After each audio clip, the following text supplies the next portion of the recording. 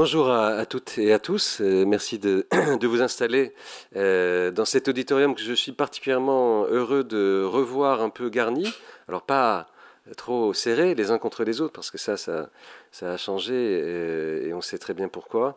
Mais retrouver une présence physique, retrouver des partenaires qui nous aident à organiser tous ces événements, des autorités de santé, et puis tout cet univers qui fait qu'on peut réfléchir ensemble aux grands enjeux de santé, ça me fait extrêmement plaisir. Et l'humanité est ainsi faite qu'elle aime bien, malgré tout, se frotter les uns aux autres. C'est mieux que de ne faire que zoomer ou teamser, puisque des verbes nouveaux sont apparus qui nous ont décrit ces réalités numériques, parfois un petit peu froides quand même. Voilà, donc on est très content de cette organisation-là. C'est aussi un forum qui se penche sur des questions très, très graves, très sérieuses. On a dans le groupe beaucoup d'événements qui se déroulent sur des questions d'alimentation, par exemple, sur des questions de financement de l'économie. Là, on est au cœur de notre humanité, l'humanité malheureusement souffrante depuis des mois et bientôt des années, mais l'humanité aussi qui sait se pencher sur ces grands enjeux et trouver des solutions. Alors, on m'a vraiment invité à dire, c'est une chose que j'ai souvent répétée dans le passé dans d'autres circonstances, c'est que les idéogrammes chinois qui définissent le mot crise, c'est deux éléments qui s'associent, c'est chance dangereuse. Chance dangereuse, c'est comme ça que ça se décrit en chinois. Et évidemment, c'est cette situation dans laquelle nous sommes. Alors, voir une chance dans une pandémie, ça paraît quand même un peu paradoxal, mais quand même, au-delà des souffrances et de la douleur qu'il y a à avoir des compatriotes et puis à travers le monde d'autres êtres humains qui souffrent et qui voient leur vie interrompue par cette pandémie, il faut en tirer quelque chose quand même. Il faut en tirer quelque chose dans la façon dont nous fonctionnons, la façon dont nous consommons, la façon dont nous nous soignons aussi, la façon dont nous finançons nos systèmes de santé, la façon dont la parole médicale doit être prononcée, entendue et également suivie des faits. On est en plein débat, enfin c'est la conclusion d'ailleurs aujourd'hui de ce débat sur ceux qui ne veulent pas être vaccinés. Enfin, je ne me permettrai pas de rentrer, je ne suis pas assez spécialiste dans ces questions-là, mais chacun d'entre nous peut avoir une opinion quand même sur cela. On a soulevé à l'occasion de cette pandémie, on a retrouvé des questions éthiques très profondes. Où s'arrête ma liberté? Où commence celle d'autrui? Ce ne sont pas que des questions de bac de philo, c'est vraiment quelque chose qui a été vécu au quotidien et in concreto par les acteurs dans notre pays, dans bien d'autres pays. Voilà. Donc, c'est tout ce dont vous allez avoir l'occasion de parler. Il faut sortir quelque chose de cette période-là. Je sais que vous avez des tables rondes aujourd'hui autour de santé publique et prévention, territoire et santé, espace numérique en santé, ville, hôpital, financement, dépendance et autonomie. Ce sont de très nombreuses questions qui seront traitées, si je comprends bien, et ce que je souhaite également, dans un esprit très pragmatique. C'est-à-dire il faut sortir de ces tables rondes des propositions. Ces propositions, elles peuvent faire l'objet de livres blancs, elles peuvent faire l'objet d'une formulation concrète qui sera adressée au gouvernement. On est dans une phase aujourd'hui, on le sent bien, de préparation de campagne et de préparation de plateforme électorale pour les 5 années à venir. C'est l'occasion aussi de contribuer de façon, je pense, très professionnelle, telle que vous savez le faire, concrète, pragmatique et utile pour l'ensemble de nos concitoyens, pour notre pays. Merci beaucoup donc d'être venu ici. Merci de participer à ces travaux. Et je vous souhaite des réflexions fécondes tout au long de la journée. Merci beaucoup à vous.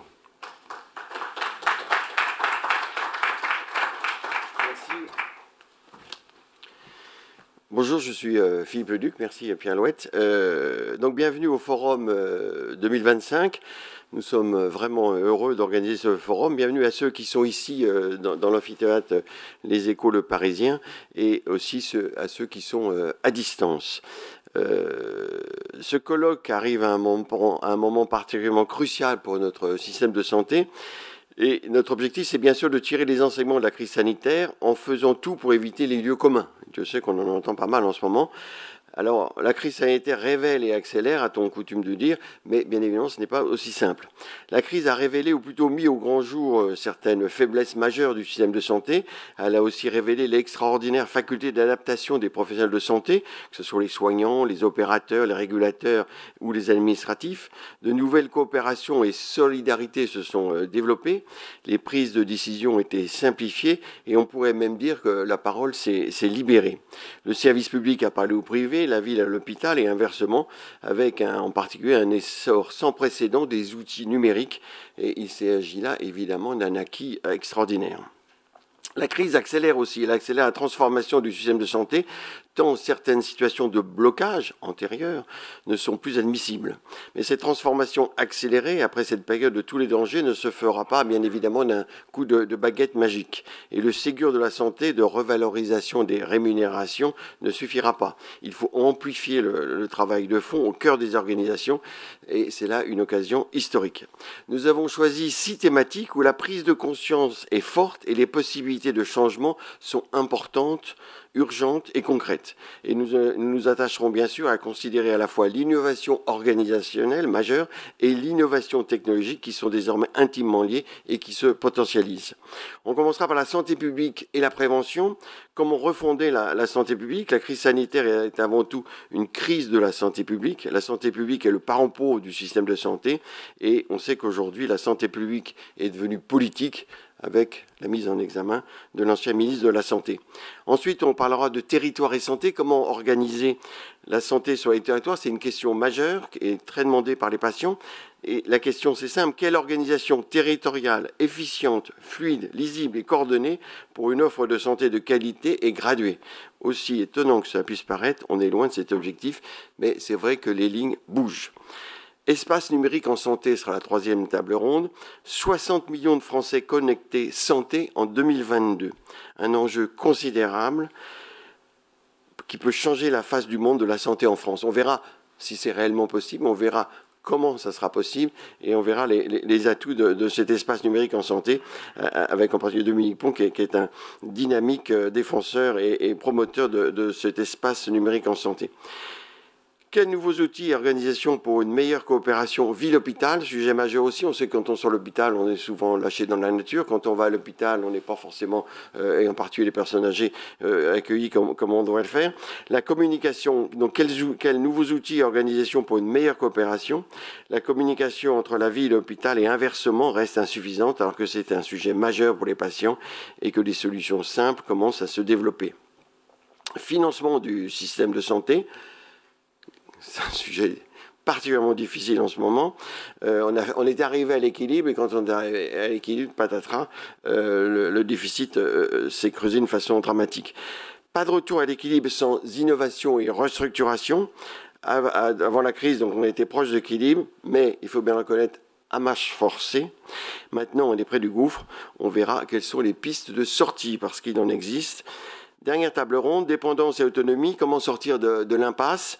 Pas de loi, le Premier ministre l'a annoncé la semaine dernière, mais des mesures fortes dans le PLFSS, on verra lesquelles sont attendues par les opérateurs sur le terrain. Voilà, notre souhait c'est que chaque participant ait vraiment à la fin de la journée une vision plus claire des possibilités et opportunités concrètes qui s'offrent à lui dans ce domaine. Notre souhait, c'est que ce colloque ne soit pas un colloque de plus où chacun reste dans son couloir sans réelle perspective. C'est pourquoi, à la fin de chaque table ronde, chaque intervenant proposera en une phrase la recommandation qui permettra, de son point de vue, de franchir franchement un cap pour qu'en 2025, la santé soit dans de meilleures conditions et que les professionnels soient plus heureux, parce qu'aujourd'hui tout le monde souffre, il n'y a pas que les malades, il y a aussi les professionnels. Voilà, on va commencer. Vous pouvez tweeter avec le hashtag santé 2025. On va commencer avec la première table ronde sur la santé publique.